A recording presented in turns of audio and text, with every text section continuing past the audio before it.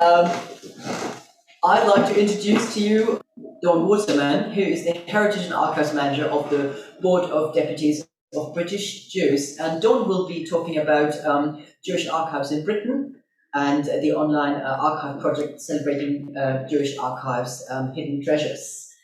Thank you and welcome. Great. Dawn. Thank you very much indeed for having me. As it says on the slide, I'm from the Board of Deputies, which is a democratically elected representative body of the Jewish community, talking to government, media, and the wider community. Been doing that since 1760, although I hasten to reassure you that I have not been there since 1760. If you have the next slide.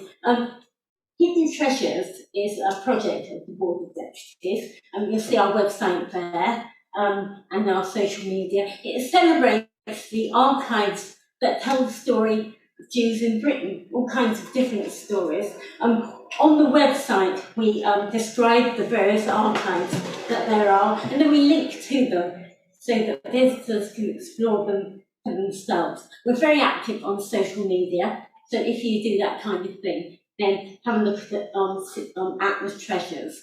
So if we have the next slide, we've got 60 archives in this country so far that hold material, Jewish material. And so there are big archives like the government's National Archives, the Imperial War Museum, the British Library, the Tate, the British Film Institute. And we've just recruited the Parliamentary Archives, which I'm very excited about. Small archives, little ones like the personal archive of Nicholas Winton, who rescued children from Czechoslovakia. A small archive called hesped.org, which is a collection of eulogies given at Jewish funerals and shivers. A number of specifically Jewish archives. We were there too, which Tony mentioned just before, Jews in the RAF, and also the bigger ones, the Jewish Museum itself, where we are today, the Wiener Holocaust Library, the AJR's Refugee Voices. I think you'll hear from Bea a little bit later on.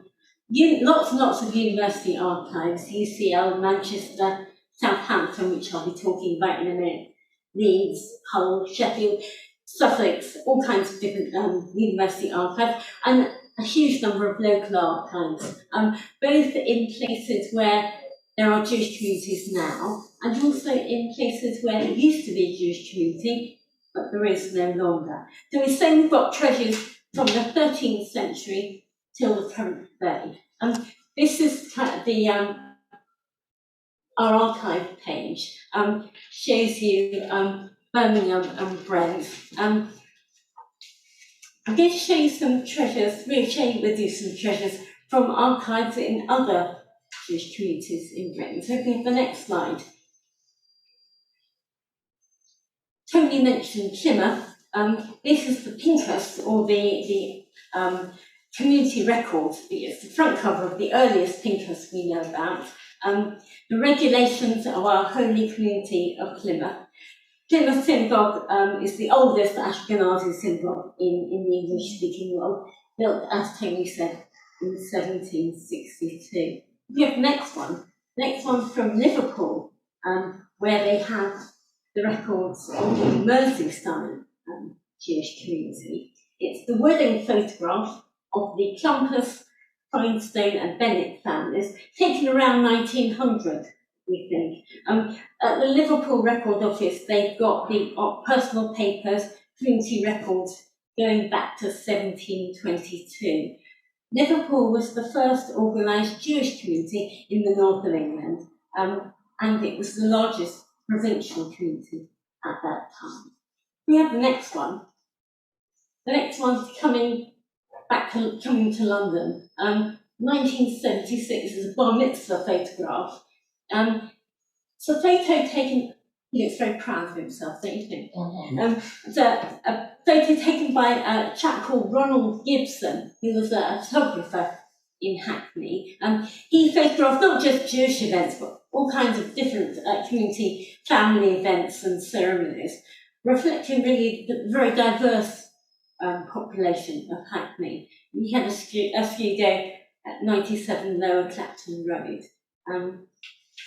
if we look at the next one, that's rather excellent photograph, I think, is from the Belize Jewish Community Archive. It's quite a small community archive, organised by the Jewish Cultural Centre, Macor. It's an amateur theatre group, Jewish amateur theatre group, called the Proscenium Players, based in Leeds in the 1960s. Kept going, I think, till the 1990s, actually. Barry Cryer, you'll remember from the telly, was a proscenium player. This was a scene from Hotel Paradiso with John Fisher, who's the kind of historian, the archivist of the proscenium players, and Myrtle, can't remember her last name. Alec Guinness was in the film of Hotel Paradiso. So if we have the next one from Redbridge. They're quite a new recruit to Hidden Treasures. It's a fundraising dinner for the Newbury Park Synagogue in 1975. And the archivist there at Redbridge is researching the Jewish community in the 1970s, 1980s. Don't know if any of you are from that neck of the woods. I think it's a really joyful picture. So if we look at the next one, what I thought I'd do was, since this is all about Lilia's legacy, I thought I'd share two pictures from Hidden Treasures Archives with a kind of liberal Judaism connection.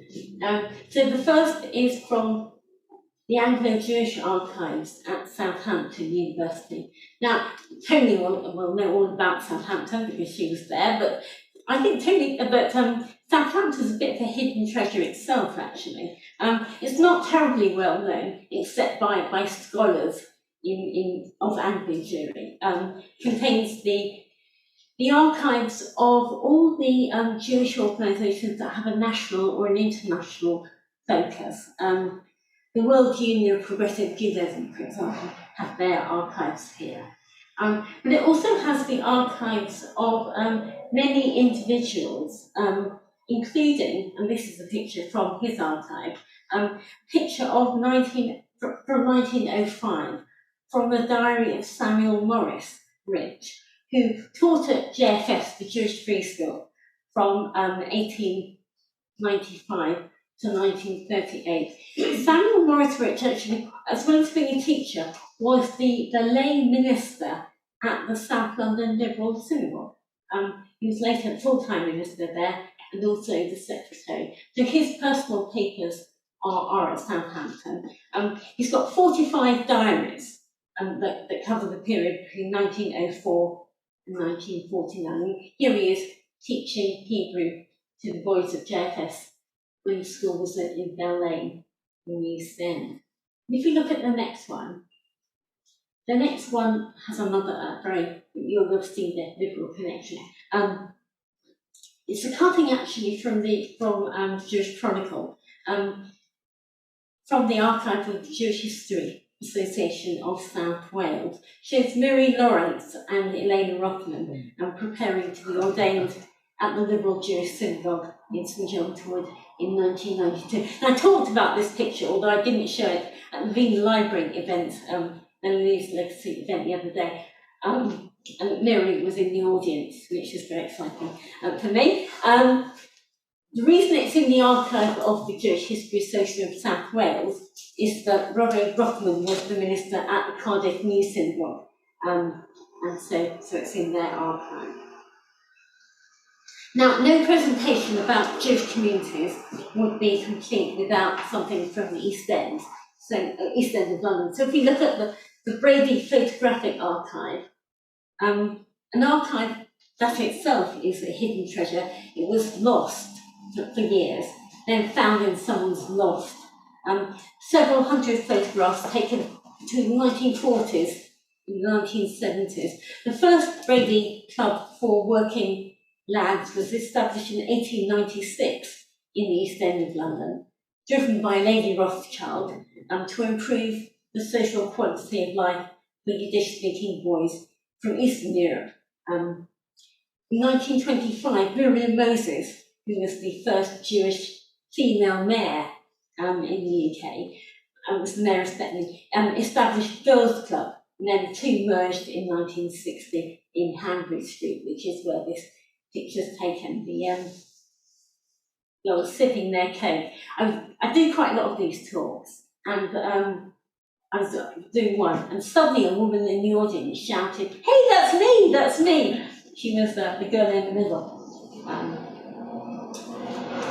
And very often after I do these talks, some people will send in Jewish treasures of their own, things that they have at home. And particularly during lockdown, it was something that people had time to look through their stuff and see what was what, and discover these Jewish treasures. So we set up a strand that we call Your Treasures, and the next slide is one of them.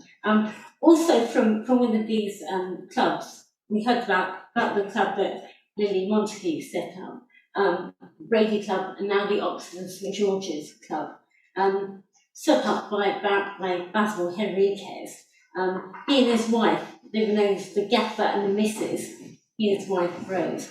And as Tony mentioned, the highlight of the year was camping. So this is the Girls' Club on camping in High Down Hill near Goring-on-Sea. I remember the view and washing with cold water on outside tables and the singing. The decent little girl in the front looks like she's having a fantastic time. If we go on to the next one, this is a very different kind of treasure that someone sent in. It's a Mizrach, so at the east. So you put it on the east wall of your house to show you which direction to put your to face your prayers. It's a paper cut that was made by Jessica, a lady called Jessica, who sent in. I think her great-great-grandfather had it in Ukraine in 1858. She had it restored and displayed it proudly in her home. The Hebrews, from the rising of the sun to its setting, praised is the name of Hashem. Very beautiful treasure. And the next one, that's also very old, from the early 19th century, a mole book. So it's a list of circumcisions. Belonged to my colleague Andrew Lee, whose great Navy great-grandfather was the Reverend Moses Joel, who was a reader and a mole in Edinburgh, born in 1788. And this is the page recording who he'd circumcised, and it says how much they paid him. But so he kept a note of how much they paid him for each circumcision. And then this one, we have, as you'd expect, quite a lot of people have sent in treasures from the Second World War period.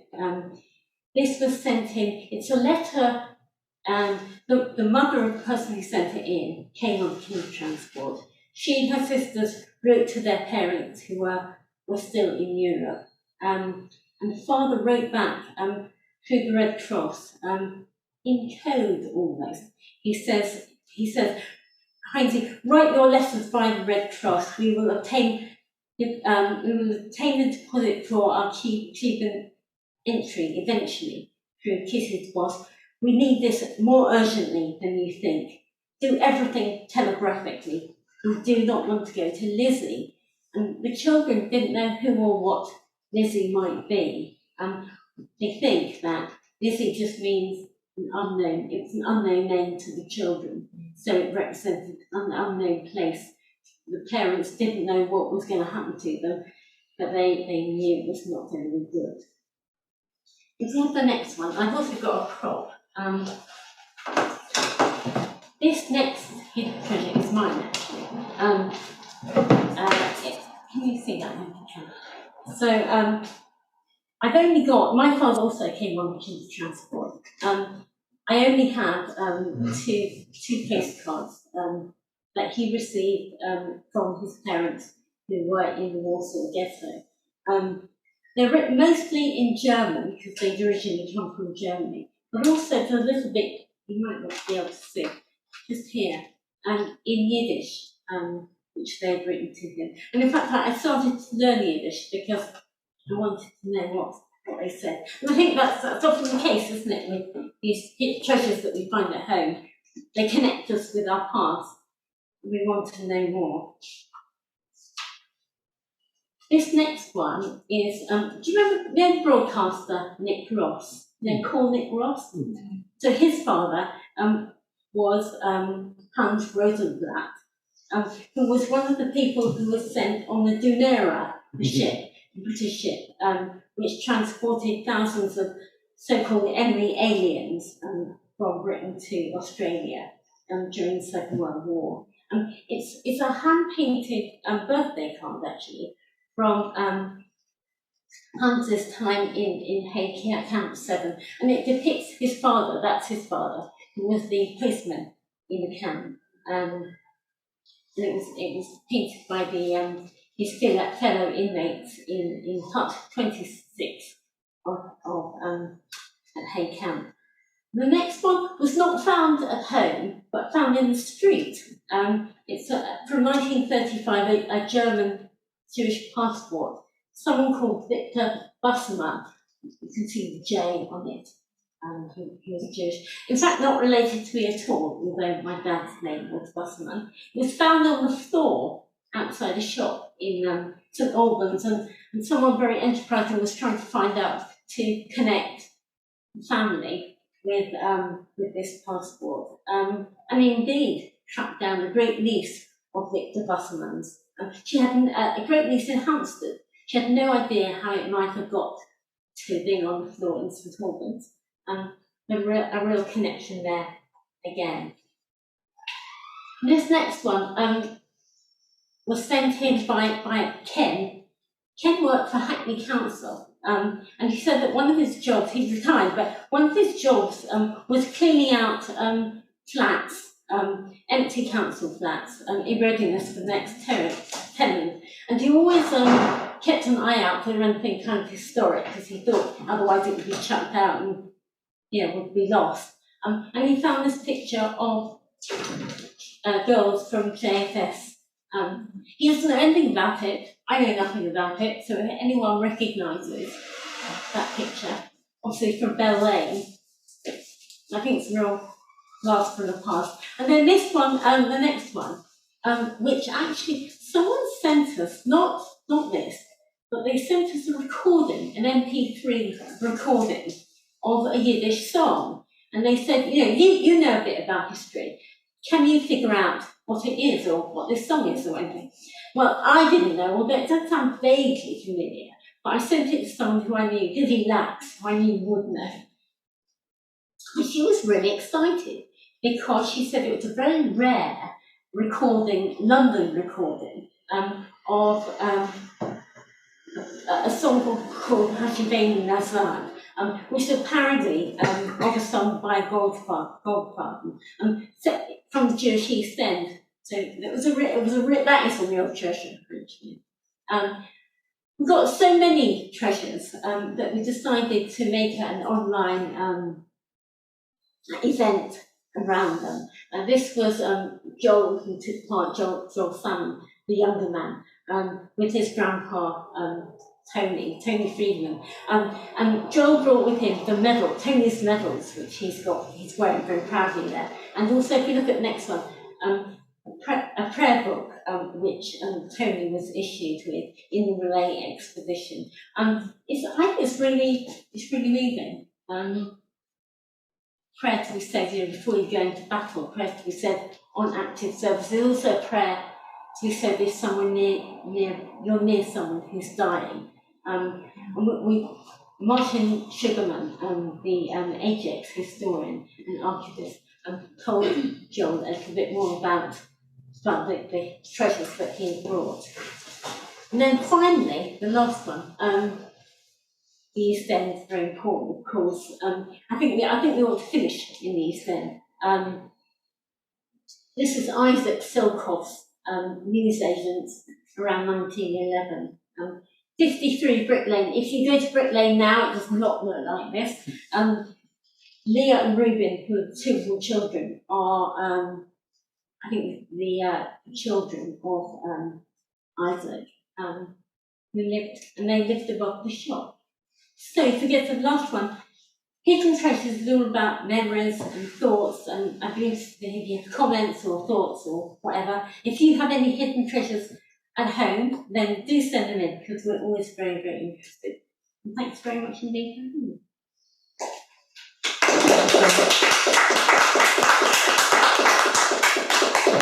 Thank you, Dawn. If you just stay here with us for a moment, in case people, I'm sure there'll be like lots of questions, right? I mean, I thought it was just so fascinating, and again, we're so happy that Lily's Legacy is part of the Hidden Treasures Archive, and also Rainbow Jews, which was a project and Liberal Judaism. And Liberal Judaism. Yeah, that's all. Alison here. Yes, so I don't know, perhaps in the Zoom audience there are also people who have some hidden treasures or any not so hidden questions or comments in view of what Dawn was just sharing with us, or in the room, in fact. Just give it a moment to see if there's anything popping up in the chat. Thank you.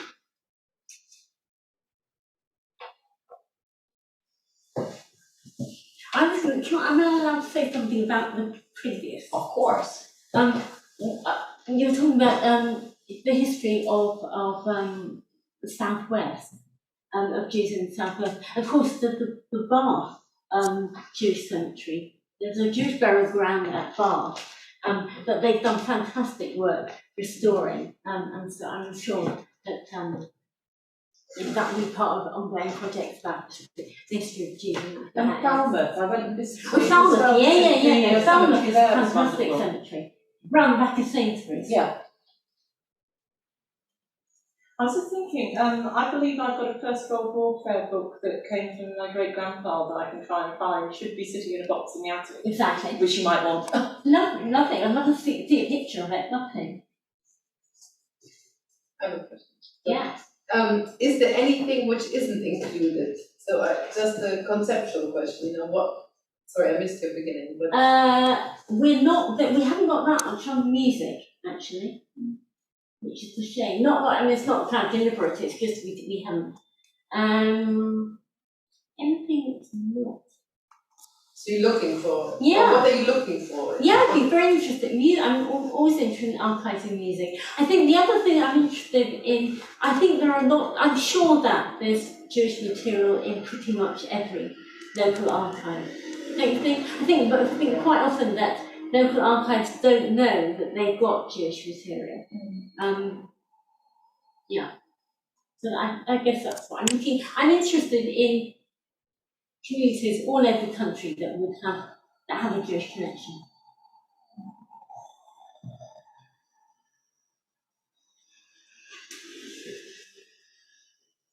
Thank you. Do we have any more questions or comments, either from the online audience or in the room? Well, do get in touch with me. Oh, there's a lady here. I just wondered, Rachel? if you have some of those lovely photos, and whether you put them out into the community to see if anybody can connect with them. Well, we do. We share a lot on social media, and we do it that way.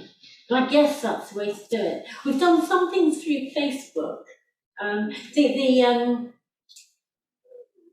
The passport, we did a lot on Facebook. So yes.